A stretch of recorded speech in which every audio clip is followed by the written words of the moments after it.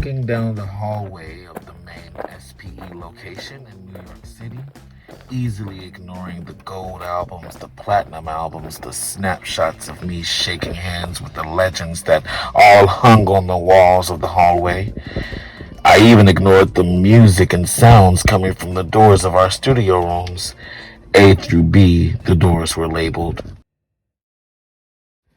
I had my black backpack on my back, and I headed out, trying not to make eye contact with any of my staff. No disrespect or anything. I just seen their asses all day. This was my last night in New York City.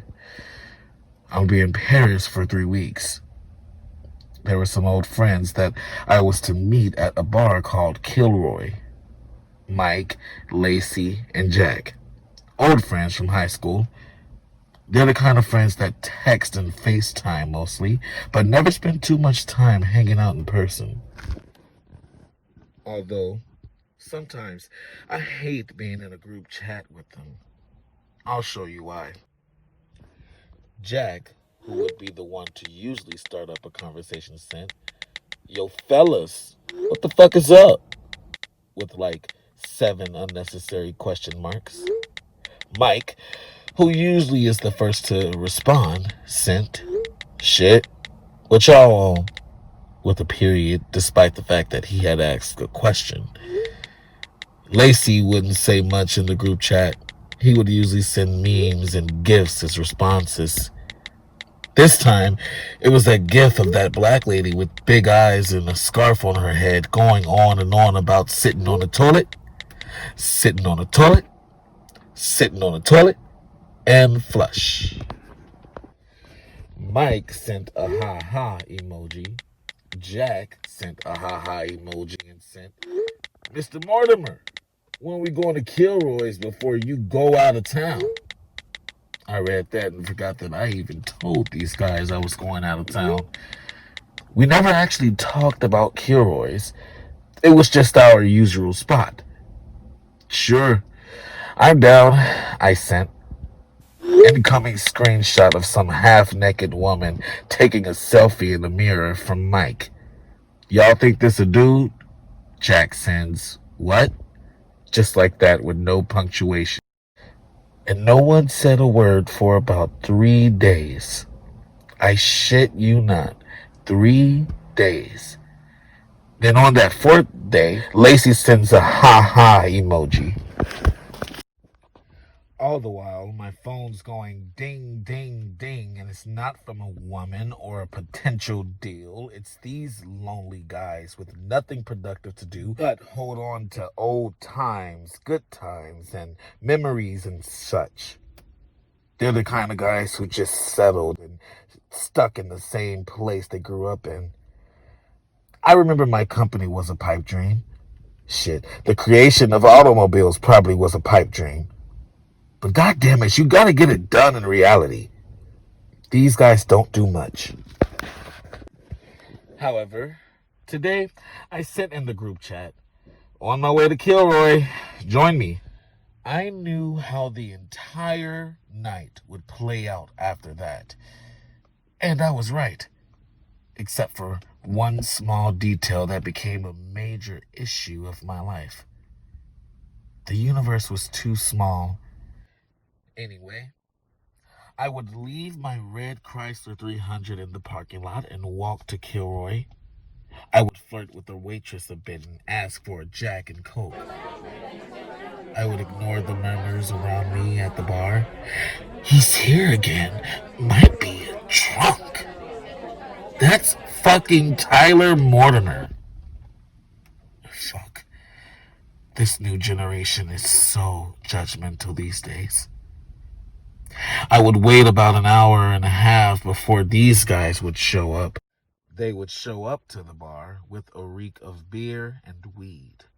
Mostly of weed. They would show up together. Jack would order us shots and drinks because his baby mama gave him money from her unemployment check. Not to mention he himself receives unemployment checks. He kept mentioning that. I ordered another Jack and Coke. We would talk about bullshit such as black holes and aliens. Freddie Mercury blared in the background. Everything went exactly as imagined. Except when Jack ordered our second or third round, I was already shit-faced. I clapped my hands in thanks, and in doing so, I knocked a beer over into some dude's lap right next to me. Sorry, man. That's quite alright. At least I have a reason to piss myself now. He laughed. A white man, not too much older than me. He was about 43 and wore a red hat which read "Make America Great Again." No, that's clumsy of me. I'll buy you another beer and whatever else you want in this bar. I was so shit-faced. Well, I can't let down an offer like that. I turned to reference Lacey, Jack, and Mike, who wanted to pretend this dude didn't exist. Me, on the other hand, I was drunk as shit. These are my friends. We went to high school together. Oh? He didn't give a shit. This dude was drunk as shit too and looked a bit angry at life. He looked a bit creepy even. He said, "You know, I shouldn't be here. I got a flight early in the morning." "I have a flight too," I say. "Oh, I take it you'll be the passenger." That's a weird thing to ask. "No, it's because I'll be flying tomorrow. I'm a pilot." I didn't say anything after that.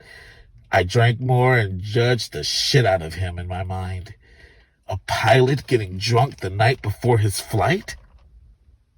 Jack let out a roar. "Hey, Mr. Mortimer! You drinking or you talking?" The fellas looked at me with glasses full of drinks directly in front of us. I chased down each shot with a new glass of Jack and Coke each time. I don't remember too much after that. I don't remember how I made it home, but I made it home after finding myself waking up in the bedroom of my house at 5 o'clock in the morning. I had to be at the helicarrier in an hour for my flight. The helicarrier was not too far from the airport. I called an Uber there. My Uber driver gets me there with 10 minutes to spare. My assistant, whom has been texting me since 5:30 in the morning, told me that the pilot will be standing at the gate by the taxis and Ubers and such, awaiting my arrival. I was to let my assistant know which car the pilot should approach. I was deeply hungover. I either needed breakfast or I'm gonna fucking throw up in a couple of minutes. Opening the back door of the Uber car where I sat, looking to escort me to my helicopter ride, was the pilot. Not just a pilot, though. It was the pilot I met last night at Kilroy. He wore the same clothes and his eyes were nearly yellow. He still had the same beer stain on the crotch of his jeans where I spilled his beer. He smelled awful, like piss and stale day-old alcohol. "Well, would you look at this?" he says with a creepy Pennywise-like smile. "The universe is too small," I almost mumble. "Are you ready for your flight?"